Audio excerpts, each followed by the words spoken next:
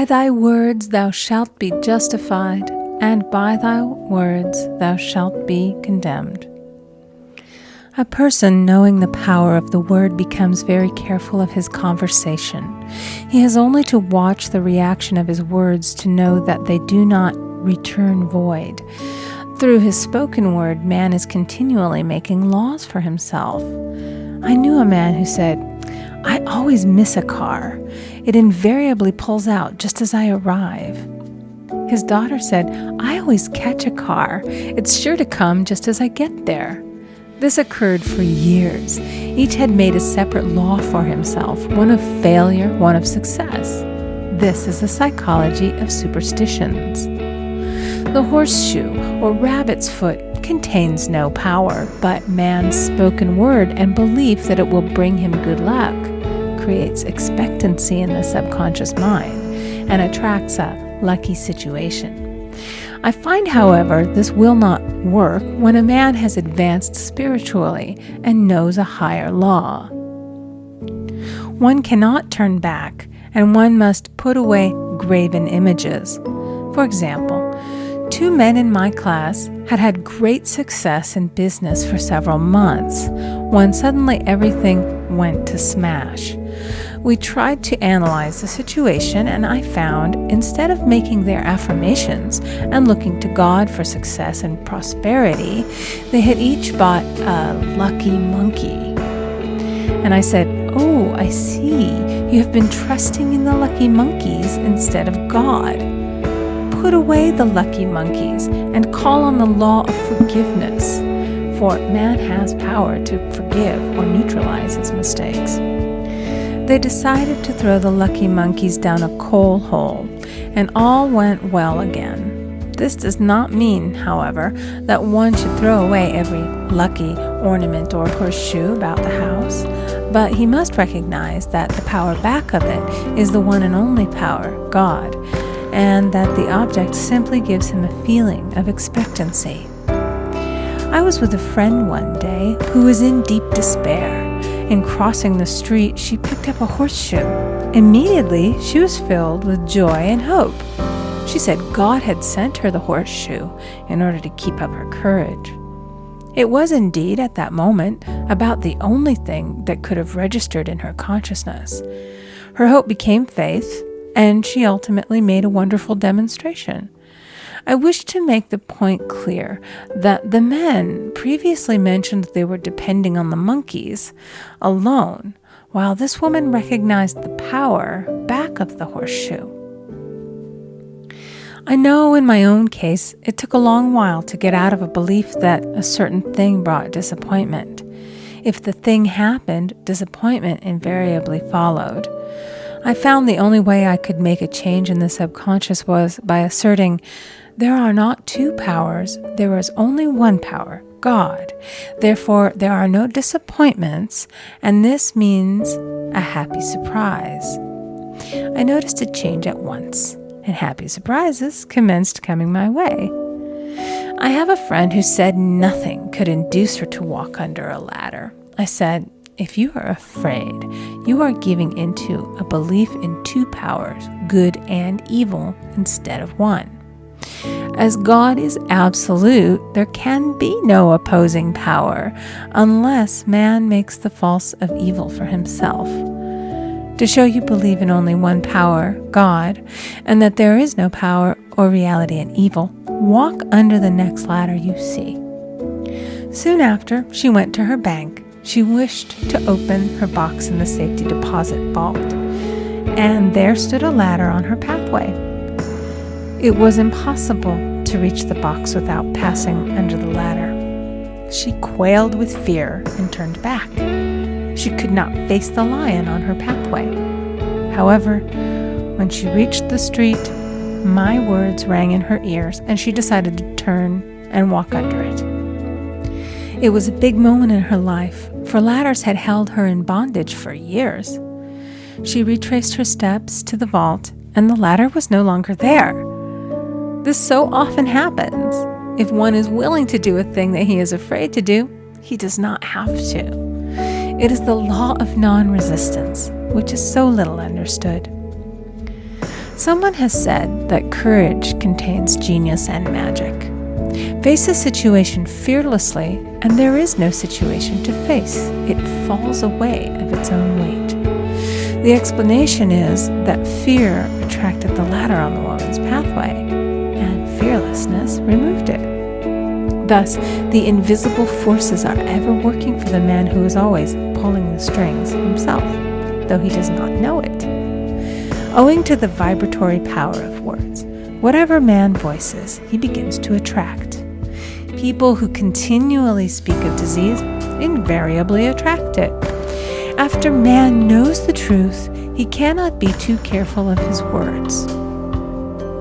For example, I have a friend who often says on the phone, "Do come to see me and have a fine old-fashioned chat."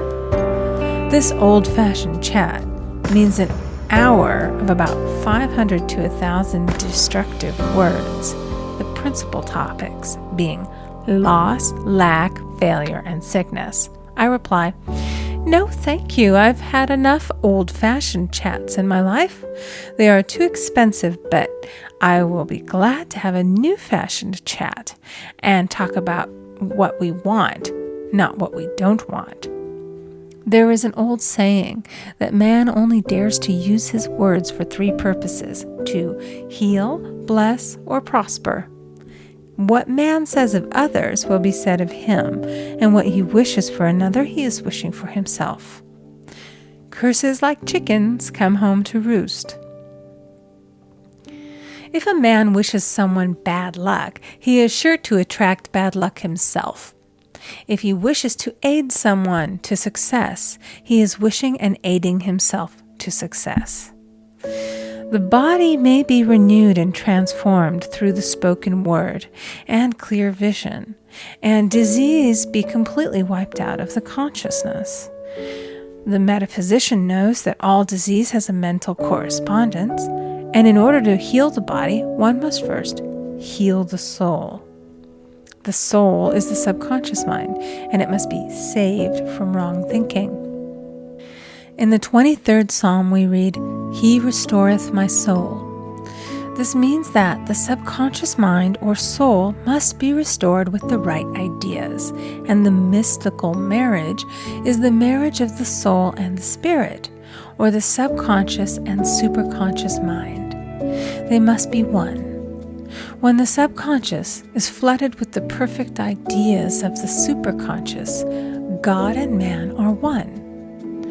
I and the Father are one. That is, he is one with the realm of perfect ideas. He is the man made in God's likeness and image, imagination, and is given power and dominion over all created things, his mind, body, and affairs. It is safe to say that all sickness and unhappiness come from the violation of the law of love. A new commandment I give unto you, love one another. And in the game of life, love or goodwill takes every trick. For example, a woman I know had for years an appearance of a terrible skin disease. The doctors told her it was incurable and she was in despair.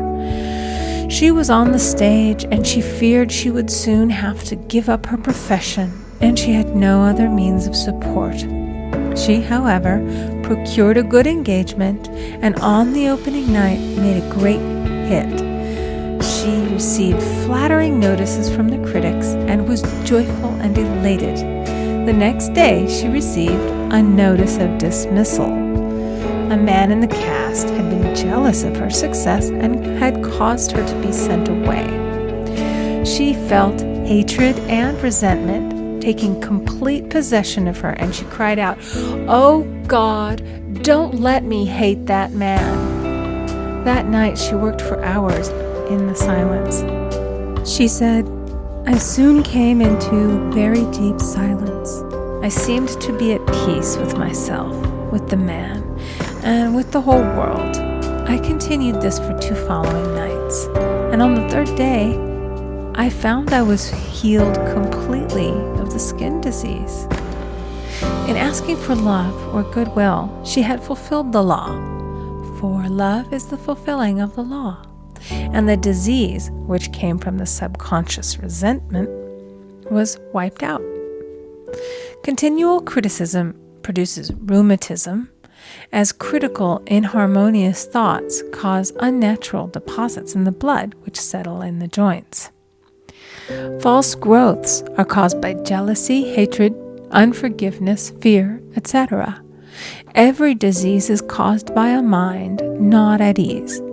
I said once in my class, there is no use asking anyone, "What's the matter with you?" We might as well just say, "Who's the matter with you?" Unforgiveness is the most prolific cause of disease. It will harden arteries or liver and affect the eyesight. In its train are endless ills. I called on a woman one day who said she was ill from having eaten a poisoned oyster. I replied, "Oh no, the oyster was harmless. You poisoned the oyster. What's the matter with you?" She answered, "Oh, about 19 people." She had quarreled with 19 people and had become so inharmonious that she attracted the wrong oyster. Any inharmony on the external indicates there is mental inharmony. As the within, so the without. Man's only enemies are within himself, and a man's foes shall be they of his own household. Personality is one of the last enemies to be overcome, as this planet is taking its initiation in love. It was Christ's message, peace on earth, goodwill toward man. The enlightened man, therefore, endeavors to perfect himself upon his neighbor.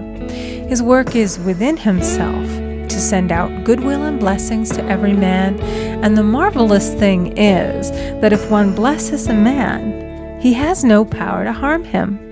For example, a man came to me asking him to treat for success in business. He was selling machinery, and a rival appeared on the scene with what he proclaimed was a better machine, and my friend feared defeat. I said, first of all, we must wipe out all fear and know that God protects your interests and that the divine idea must come out of the situation. That is, the right machine will be sold by the right man to the right man. And I added, don't hold one critical thought toward that man. Bless him all day and be willing not to sell your machine if it isn't the divine idea. So he went to the meeting, fearless and non-resistant, and blessing the other man. He said the outcome was very remarkable. The other man's machine refused to work, and he sold his without the slightest difficulty. But I say unto you, love your enemies, bless them that curse you, do good to them that hate you, and pray for them which spitefully use you and persecute you. Goodwill produces a great aura of protection about the one who sends it, and no weapon that is formed against him shall prosper. In other words, love and goodwill destroy the enemies within oneself. Therefore, one has no enemies on the external. There is peace on earth for him who sends goodwill to man.